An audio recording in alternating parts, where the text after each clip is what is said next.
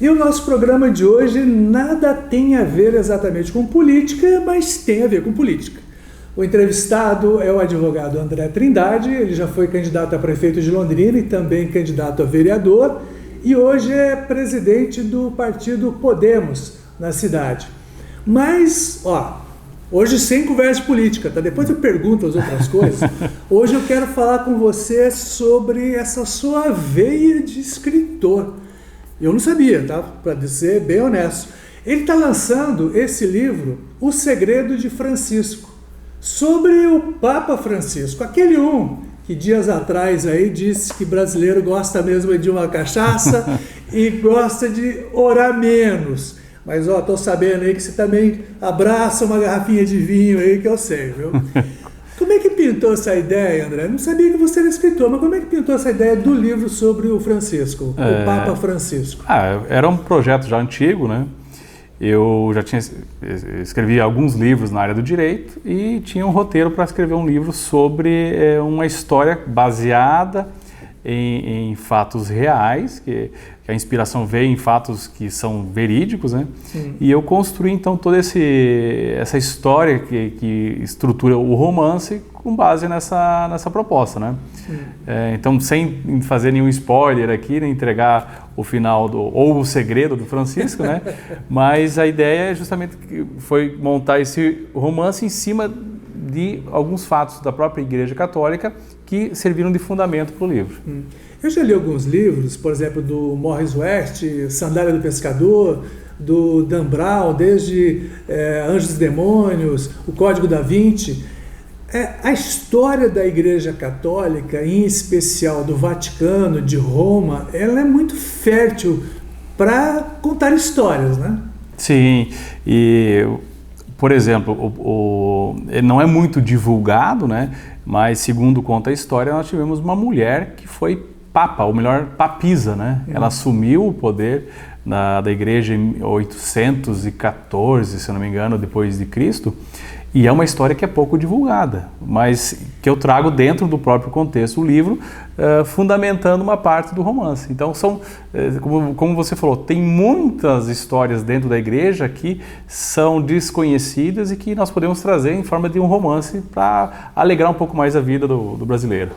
O que tem de molho nesse livro? É um romance policial? Ele tem mais a ver com discussão da religião? Que veia que você pega para explorar esse livro? Ele tem uma veia de romance policial, em um estilo de romance que tem a fundamentação do conteúdo já da história da igreja, trazendo contextos atuais e choques do dogma da igreja como um todo, demonstrando que essa igreja ela tem que evoluir, de uma forma que não seja uma evolução que venha a perder as características essenciais da igreja. Mas eu trabalho não como um texto religioso, mas como um texto de romance policial envolvendo elementos da igreja. Hoje em dia, muita gente faz críticas ao Papa Francisco, porque o anterior dele era mais sisudo, ele cultivava mais os dogmas e não abria muito, né? Não fazia muitas mudanças, não fez muitas mudanças significativas na condução da igreja. O Papa Francisco já chegou metendo o pé na porta, mudando um monte de coisa. Inclusive, nesse momento brasileiro que todo mundo fala aí, ou é de direita ou de esquerda, tal, ele é considerado um papa de esquerda, quase um comunista. Como é que você vê isso? Você explora isso também no livro? Essa parte da visão política das ações do papa eu não exploro no sentido de demonstrar que ele tem viés de esquerda ou direita. Eu procuro humanizar a imagem do Papa, porque apesar dele ser, segundo prega, a voz divina em forma humana, que é o maior representante da igreja, eu procuro trazer ele num viés um pouco mais humanizado, demonstrando que a própria opção pelo nome Francisco já demonstra que ele tem um interesse de aproximar a igreja das pessoas de uma forma que as pessoas tenham, que a igreja tenha mais humildade dentro do contexto e que pregue essa humildade com ações reais, né? Como, por exemplo, o próprio Papa criou em Roma um local onde as pessoas podem tomar banho, podem os moradores de rua, né, podem lavar as suas roupas para humanizar a condição daquele indivíduo que não tinha esse acesso. Então, demonstra que ele tem um viés de aproximação da igreja com as pessoas. Quem já visitou Roma e quem passou pela Itália e entra nas igrejas, elas são riquíssimas. Sim. Algumas são absurdamente ricas. Como conseguir, de repente, mostrar uma certa humildade com tanta riqueza em volta? A igreja ela foi construída pelos séculos, né, com base no poder que ela detinha, né, e detém muito poder. Isso reflete também no patrimônio da própria igreja.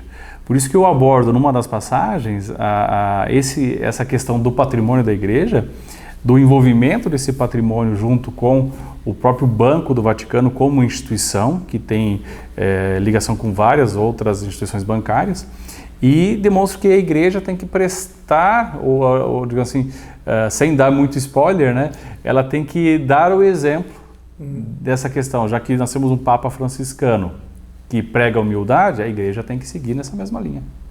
Mas a própria igreja também de vez em quando dá uma resvalada com o mundo mais perverso, que é o mundo do crime, tipo a máfia, por exemplo. Você fala alguma coisa sobre isso no livro ou não? Sim, eu comento, até porque são fatos que já foram publicados, né? Desse envolvimento, e historicamente tanto a máfia como instituição, que ela surge como uma forma de autoproteção das pessoas com relação a outros senhores que tomavam as terras. Então as pessoas se uniram e dessa união surgiu historicamente a máfia, que vem a ser desvirtuada depois, partindo para a obrigação de se pagar, entre aspas, um pedágio para se manter um negócio. E essa posição hoje da máfia como uma instituição criminosa, ela tem uma fundamentação histórica. E essa história, ela acompanha a história da igreja. A igreja sempre esteve muito próxima, porque até muitos mafiosos tinham sempre muita vinculação com a igreja, no sentido de defender os valores da igreja. Então a máfia defendia esses valores. E eu consigo fazer uma trama que envolve esses dois elementos, tanto a evolução da igreja quanto a própria máfia. Eu estudei no sul da Itália em 2001 e tive o prazer de estudar com um dos integrantes da comissão Mãos Limpas, que foi o Cataldo Mota, que foi o promotor que fez os processos com relação à máfia.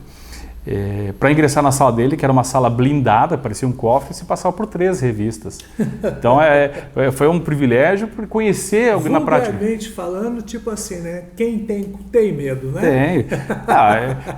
Explodiram uma bomba perto do Ministério Público, em um carro próximo ao Ministério Público. A partir daquele momento, para você ter acesso aos promotores da Mãos Limpas, você tinha que ter todo um cuidado, porque eles estavam totalmente protegidos, né? A Itália, ela fomenta muito essas histórias também, até porque é interessante.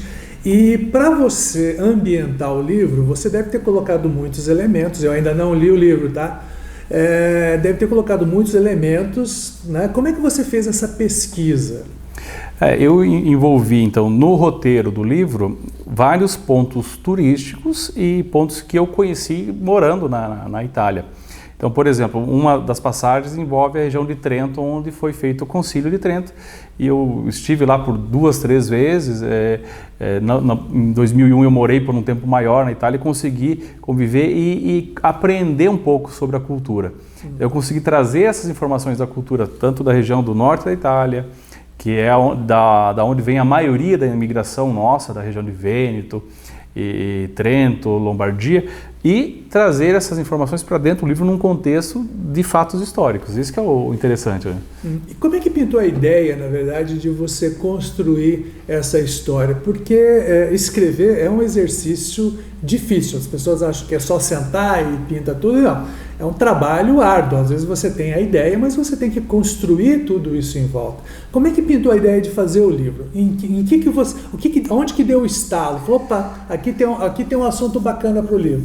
Partiu de uma notícia envolvendo um fato pessoal do Papa. E a partir daquele momento eu pensei, não, essa notícia, essa informação gera um livro. gera uma história. E eu consegui, a partir daquela informação que eu não posso falar, porque senão eu vou entregar o segredo de Francisco, a partir daquele momento eu consegui montar um roteiro. Aí eu utilizei a experiência para escrever livros de direito, a metodologia de escrita, né? Sim. Eu montei então o roteiro do começo, meio e fim, e em cima disso eu fui montando toda a história envolvendo uma história de amor, que é um romance que envolve um casal no final. Ó, já dá para saber que tem amor num pedaço aí, então relação carnal, essas coisas são meio complicadas. Quando você fala em algumas coisas que você colocou no livro, vindos do Papa, possivelmente, óbvio, anterior a ele ser Papa, teve beijo na boca? Teve. Vou dar um spoilerzinho, teve. Teve, sim.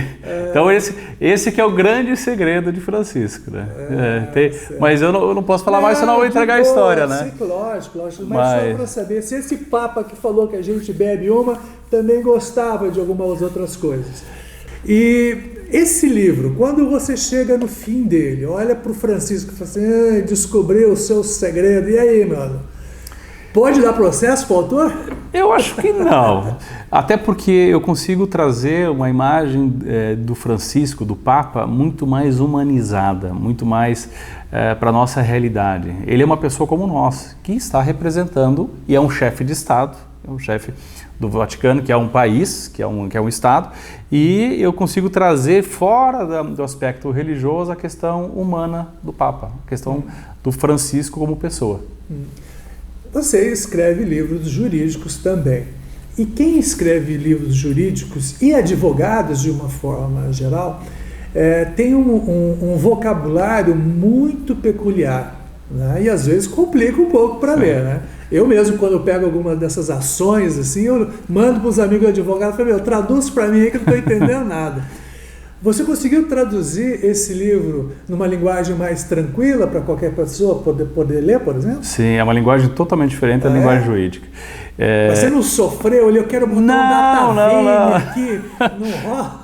Engraçado que alguns anos atrás eu publiquei um livro chamado Direito e Literatura. Sim. E o legal do livro é porque ele abordava, dentro dos contextos da literatura, os aspectos jurídicos.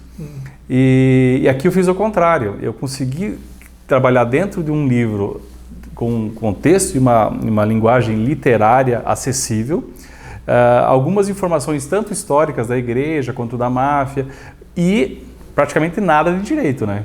Eu tentei fugir da linguagem, eu fugi da linguagem jurídica ao extremo para transformar um livro de literatura e não um livro com linguagem jurídica, porque são linguagens muito diferentes, né? Para encontrar esse livro, André, como é que as pessoas podem comprar esse livro? Cláudio, eles conseguem acessar através da editora TOT, né, que é a editora aqui de Londrina. E pelo próprio site da editora já consegue fazer a compra direta, inclusive com desconto no lançamento agora da pré-venda, né? Então, Eu vou deixar aqui na descrição do vídeo o endereço do site para caso você queira comprar, né, você entra lá e já reserva o seu exemplar. Tem mais livros pintando por aí? Gostou dessa experiência, saindo do jurídico para o romance? Digamos assim, uma vocação que eu tenho para escrever, porque eu larguei um pouco da linguagem jurídica, que é uma linguagem muito técnica, né? E sempre eu escrevo textos menores, mas esse é um projeto que durou 1 ano aí para fazer o desenvolvimento. Tem uma outra ideia que está surgindo aqui, já uma pulguinha atrás da orelha, que vai sair não é um segredo de Francisco, mas vai envolver, digamos assim, um grande segredo da igreja também. Bom, para encerrar, ele diz que pode não dar processo, mas vai que, né? Todo mundo processa tudo sobre tudo. Se alguém quiser processar, é bom porque também ajuda na divulgação do livro. André, muito obrigado pela entrevista. Eu que agradeço. Sucesso aí no livro e tomara que venham os outros. Vem e aguardo as críticas dos livros e os processos que possam vir também, né? Valeu, obrigado. Obrigado.